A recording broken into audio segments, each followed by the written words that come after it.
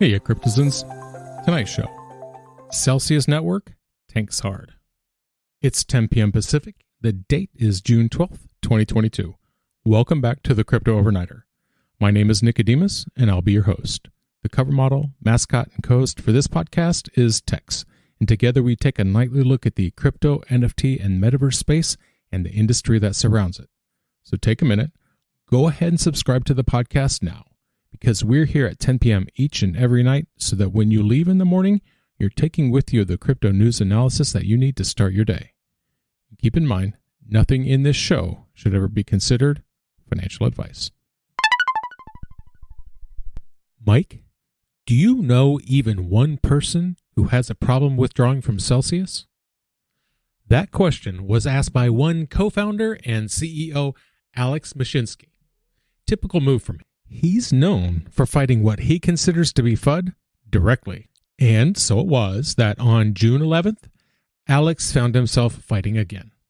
Ultimately, a fight that it seems he's going to lose, because Celsius Network is not allowing their customers to withdraw their funds. They cited, quote, extreme market conditions. When it was announced that they were halting transfers and withdrawals from the Celsius Network, they said it was to, quote, stabilize liquidity and operations while we take steps to preserve and protect assets. We are taking this action today to put Celsius in a better position to honor, over time, its withdrawal obligations. Additionally, the token dropped over 50% just today. It's down 95% of its value in the last 3 months. They're suffering much the same fate as other risk-on assets. And so it was that on the 11th, Mike Dudas, he's a venture capitalist. Well, in retrospect, it's quite obvious that he voiced a very valid concern.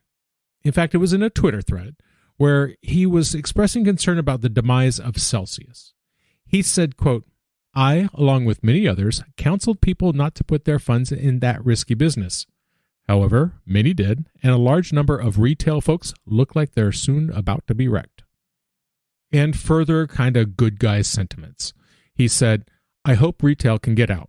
I've been hearing about accounts locked. That would be similar to Luna. We shall see. That's when Mashinsky asked what he did. Quote, Mike, do you know even one person who has a problem withdrawing from Celsius? Why spread FUD and misinformation? And then he, not so adroitly, not so gracefully, suggested that Mike might be on the take. He said, quote, if you're paid for this, then let everyone know you are picking sides. Otherwise, our job is to fight TradFi together. This was on the 11th. Brave CEO out front, taking the slings of arrows, decrying detractors as spreading FUD, telling untruths. Sounds like another CEO, Do Kwon. And much like Do Kwon and the Terra Luna saga, here Alex is, defending the faith, disregarding the experts and concerns from the community, brashly defending. That's time spent defending doom. Okay, so it has been an absolutely brutal day in the markets. At the time of writing, the global crypto market cap is $934.6 billion. It was $1.11 trillion just yesterday. It's down 13.86% in 24. The top 5 cryptos by market cap are Bitcoin down 17.47%, Ethereum down 18.7%, Tether, USDC, and Binance Coin down 14.65%. And here's why I say he was defending his doom. Why it's not working. Here's why. Loans. Okay, it makes sense, right? They're a lending provider. Well, the problem is they are halting withdrawals and transfers. Now, this isn't an exchange where it's expected that money is going to be constantly shuffling in and out. They're expecting the money to come in and stay in. The exception is money that they lend out because that's going to bring even more money in. And because they'd prefer a lot of money to be coming in, they're offering high yield returns on customer deposits. Sound familiar? Honestly, though, anything more than 5 or 6% interest, and I'm generally sketched out, because at that point I'm asking, how are you making the money? And of course, the answer to that comes from a few things. But the bulk of it is loan repayments. But also there is the expectation that crypto will see number go up always. So here Celsius is pulling customers in left and right, and they're using staggeringly high interest rates to do so. In the meantime, they're loaning out the deposits that are coming in order to collect interest. Now think about that. They're offering over 9% on stablecoins. Because some of the coins, like Synthetic, they were offering 18.63%. In order for that to be sustainable, that means you have to be bringing in a profit margin starting at 18.63% minimum before you have any other costs figured in.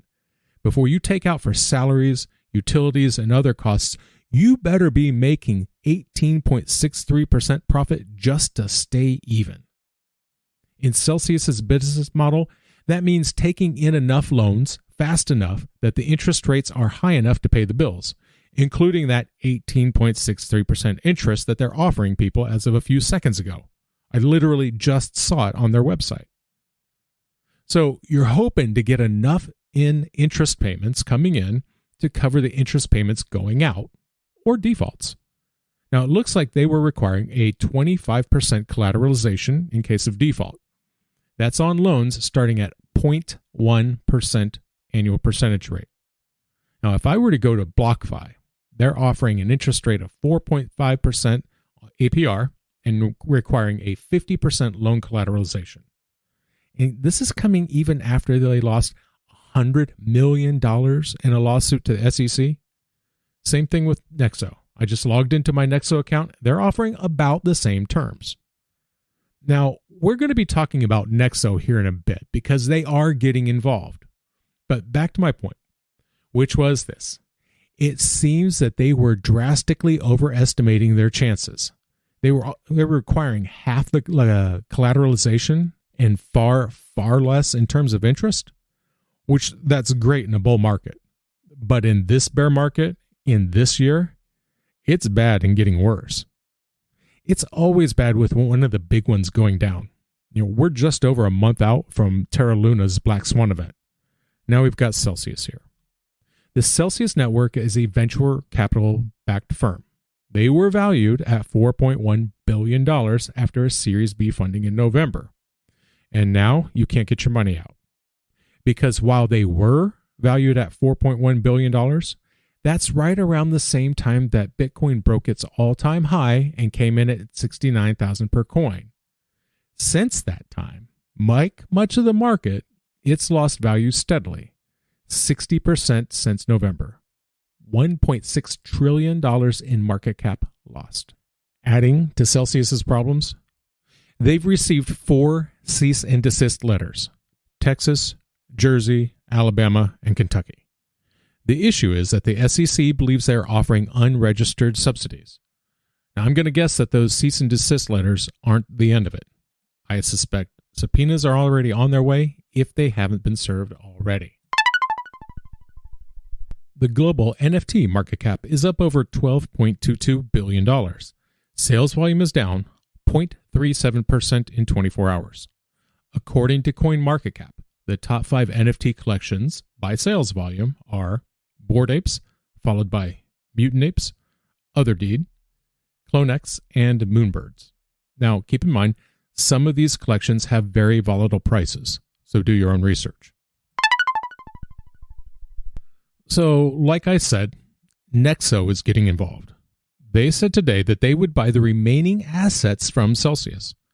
They published a letter on their website that said, quote, Nexo, its partners, and affiliates could readily acquire from Celsius part or all qualifying outstanding collateralized loan receivables secured by their corresponding pledged cryptocurrency collateral, subject to Nexo's risk management and collateral requirements. And as stated, Nexo has a very similar business model to Celsius. They've been diligent and paying attention to market conditions. I recently got an email from them saying that they were capping the returns. Even though they're still offering up to 12%, which is still pretty risky to me, especially given to get that 12%, you have to be holding a decent amount of your portfolio in Nexo's token.